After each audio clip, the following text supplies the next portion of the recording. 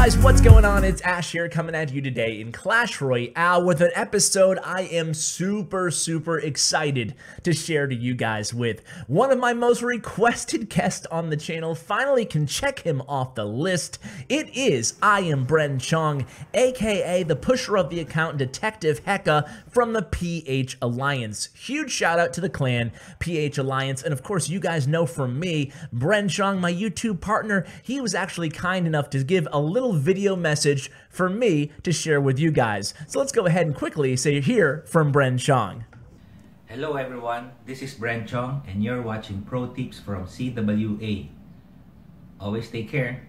And he even ended with a take care, guys. I love Bren Chong, man. He does so much for this community. He's absolutely a philanthropic and a really kind-hearted individual. So back to the gameplay here. What do we have in store for you guys today? Well, it's going to be, like I said, a good one. We're watching a live match right now. We're going to watch two different variations of this new trendy beatdown deck. Right now, we're watching the Miner, Giant, 3-minion deck. It has all the minions, Minion Horde, and Mega Minion. Of course, Giant, Baby Dragon, which might be one of the most powerful epic cards inside the entire game right now. Only one legendary in this deck, and it is the Miner. Hopefully, a lot of you guys have the Miner unlocked.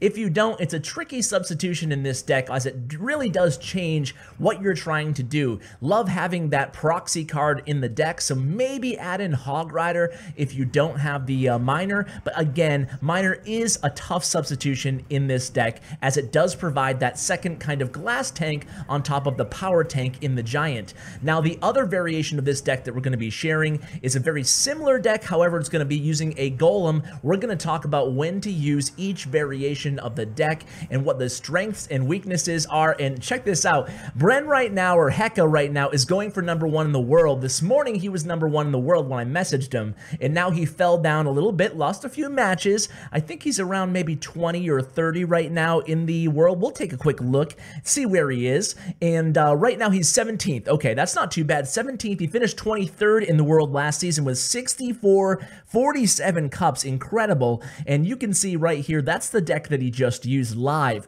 Now, the replays here, how he climbed up to #1 in the world this morning was actually using a heavier variation of the deck, using Golems and only 2 minions, Goblin Gang subbed in for the Minion Horde to make it a little bit cheaper. There's no cheaters on this episode, Ash. There's no cheaters. Not Bren Chong, no way. So here is a replay of the next deck that we're going to cover here.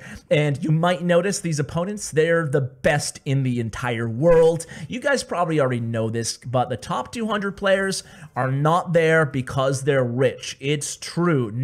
Almost none of them have paid their way to have max accounts. They are, at this point in the game, they're all sponsored because they're the best players in the world who were recruited to play on these max accounts. So that is definitely the case with Detective Hecka here on the IamBrenChong account. Also, many other of the players that we're going to spotlight today. We have Mr. S here. We also have Pompeo. We also have Adam. We're going to see how Detective Hecka handles all of these different types of players. Now, you guys probably know Bren Chong in the community as the first guy to max out every single legendary card. I'll tell you what, I don't even want to think about how expensive that is. Thousands and thousands of dollars of super magical chests opened to get enough cards, and it's all random to get enough cards to level up that legendary card. It's incredible, and he does it about 5 minutes after the card is released. Insane.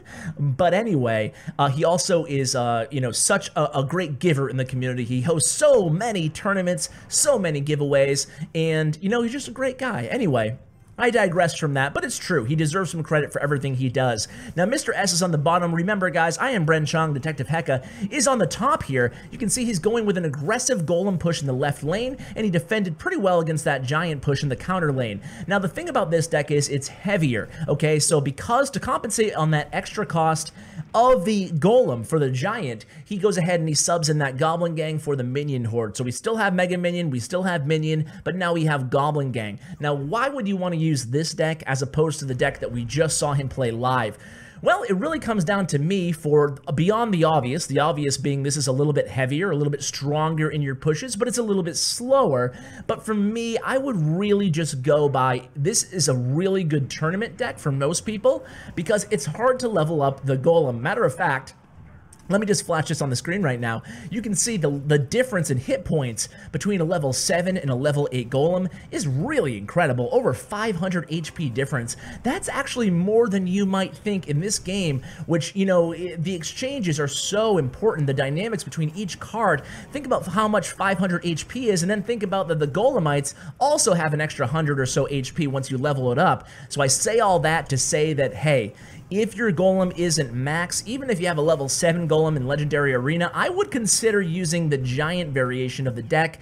I would rather use a level 10 Giant in the Giant variation than I would, I think, a level 6 or 7 Golem. That's just me, but in tournament level standards, or in classic challenges, or in any other type of challenge, grand challenge, or special event challenges, I would go ahead and roll with this Golem variation. It's a lot of fun, very, very powerful. So let's go ahead and show, just making sure that all these replays, because we are going to hop in, like I said, to some live matches after this again, at least one at the end, showing another variation, or the same variation of that Giant one that we opened up with. But I do think that both of these decks are super interesting. Let's focus on the strategy for this deck here as we pay attention to the play-by-play at the same time.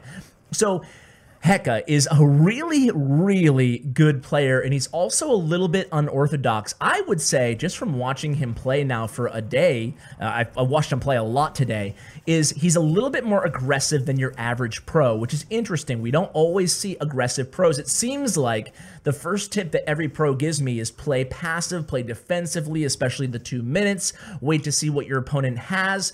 But you know, the Moneyball theory is what's undervalued, what are people not doing, and maybe when everybody else zigs, you should consider zagging. And it looks like Detective Hecka is a student of that philosophy here, because he certainly plays aggressive from the start. Matter of fact, he's not scared. He told me to drop a Golem as the first play in the game. Now he goes in with this deck especially with the mentality that he's going to lose a tower. He's probably going to go for the three crown. He might win 2-1, but he never expects to not lose a tower. So hey, sometimes he'll ignore Goblin Barrels, as you just saw him do right there in the left lane, with the intention of building up a big push instead. Oftentimes he gets down early in matches and then he pulls off a really good comeback. You can see he's down right now. Let's see how he comes back against Adam, who Adam, again, can't say enough good things about Adam, guys. If you don't know this guy, man, he's a really, really good guy in the community. He's laid back, he's humble, but yet he's one of the best players out there. I really love players who are really, really good, but, you know, don't go around saying I'm the best player in the world every single day. And Adam is certainly one of those players. Ever since beta, ever since the very beginning, Adam has definitely been a really top-tier player. And you can see here, he's playing very well, attacking that other lane once Hecka has a push going, but this is something that you guys want to notice, and I should have pointed out earlier, right? It has the Miner in the deck, so the synergy between either the Giant or the Golem and the Miner is so important in this deck. You have essentially 2 tanks working for you. Now there's no elixir pump in this deck, but it's still a relatively fast deck. You can see Hecka cycling all the way back to that Miner pretty quickly given the deck cost, and there it is, towered down. The Miner acts as a secondary tank, and that works beautifully when you have the minions, the Goblin Gang, the baby dragon, and even the Mega Minion. So essentially, once that Golem's dead, or while you're waiting for that Golem to have a big, massive, giant push, like right now, you always have that option of cycling back to the Miner and giving yourself a secondary tank. So let's watch this exchange right here. Pay attention to the defense really quick in the left, and then look at how he's going to use this Golem. Even though the Golem dies to that Inferno Tower, he defended pretty well in the left, so the Golem is dead now. Now we have 2 baby dragons, we have a Spear Goblin or 2, but he's still going to go aggressive here. Look at this. Mega Minion joining the fray. He just unloads his troops and he sends in that miner. That miner is going to be a tank here. Imagine you being Adam right now. It seems like he's throwing so much at you between the Mega Minion, the Minion. Just when you thought you killed the Golem, boom, there's Miner to provide some tankage for those DPS units. It's crazy. This deck is really aggressive and really relentless. So in the beginning of matches, you can go ahead and just start out with a beatdown push. As you saw Hecka do many times throughout this video already, you can start pretty aggressively and take some damage to your opposite tower. After that, you want to be very clever with the way that you're defending and the way that you're using your miner. Just with, as with every single miner deck, let's turn on the, well, let's watch a Three Musketeer, then we'll watch Pompeo, okay? Because Three Musketeers everywhere right now, it's probably a good thing to understand how to beat it. So, the miner, though, once you defend with this deck, just as you would any other miner control or miner cycle, you're going to want to go ahead and send in that miner to tank for whatever leftover defending troops you have. Look at that aggressive start to the match by Bren, and look at that. I mean, takes down the Elixir pump. He still has the Elixir advantage, and check that out. It's pretty much match over right off the bat there. That's what you call an aggressive, punishing first play. 697 HP left on that left tower, guys. Yeah, I'm not gonna swear.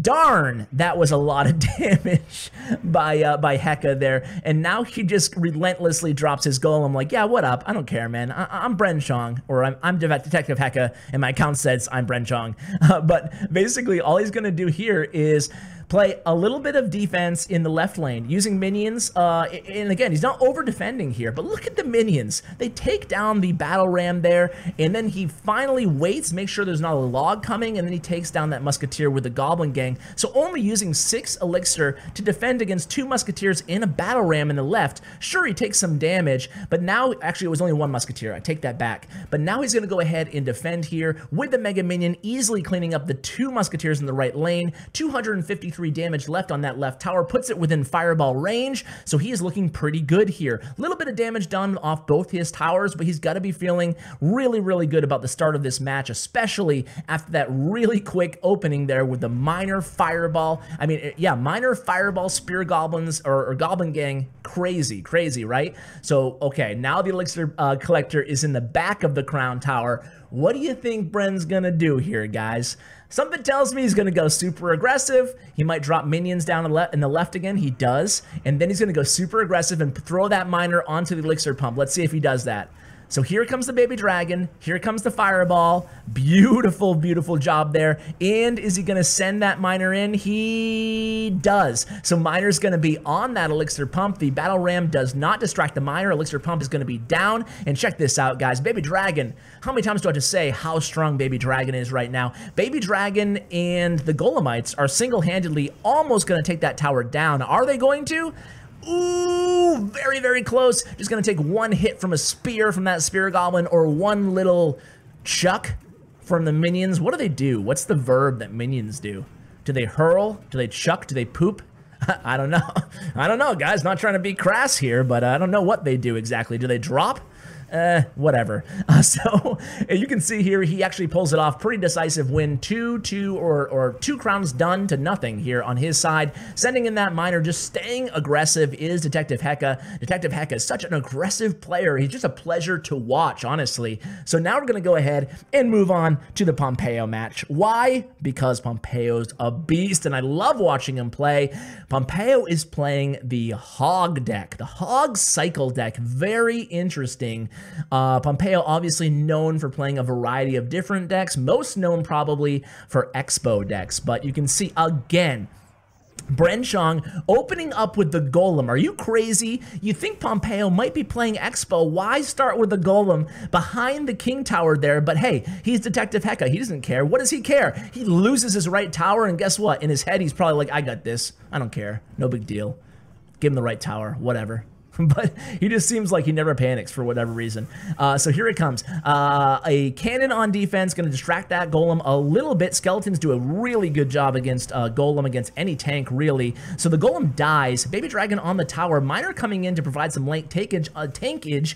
Unfortunately, the tower had already locked onto the baby dragon there, so it's really going to mitigate any massive damage done to that left tower for Bren Chong. Now, this is going to be really interesting here. Look at all the damage done so far by Pompeo. Pompeo gets that Hog Rider again to connect against that left tower. That left tower is going to be around 13 less. Going to be around 900 HP left standing on it. Meanwhile, his King Tower is down to half health. This is not looking good for Detective Hecka. What is he going to do? Well, he's going to start by dropping down a golem. There's no pump in his deck, ladies and gentlemen. So what the heck is he going to do? How is he going to be able to mount a push big enough to make this comeback? Well, he's Detective Hecka. He's going to get it done. So here it comes. Here comes the golem lumbering his way down the left lane. Here comes a very smart Hog Rider by Pompeo, making sure he can get very close to finishing off that left tower. He basically has it in range. So now all Pompeo has to do is finish off that King Tower. Pompeo is such a smart player. He knows to try to recoup a little bit of elixir and sacrifice that left tower against that big massive push there.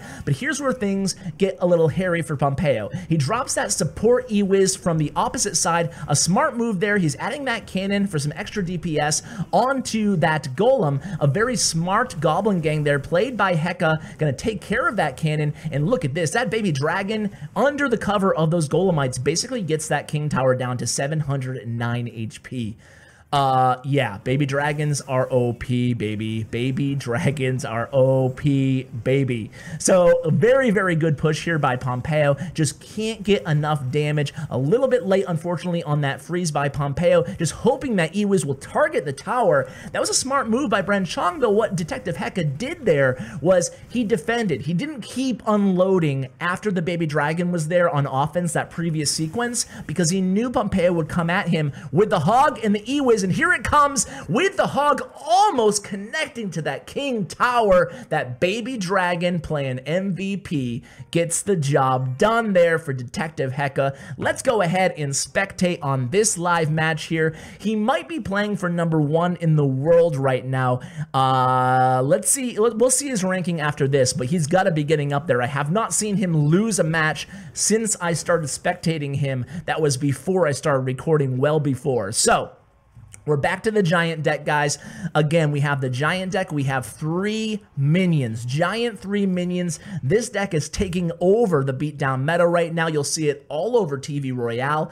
Keep in mind, too, another variation of this deck is playing, I think he has Fireball in this deck as well, but taking out Zap Spell and adding Tornado. I think I've seen a few people doing that recently. So that's another idea, and using Tornado to synergize with the Baby Dragon is probably one of the most powerful combinations in the game right now. So here we go. Let's see if he can pull off a win here, again, against a really good player playing Spellbait. So let's see how he handles Spellbait.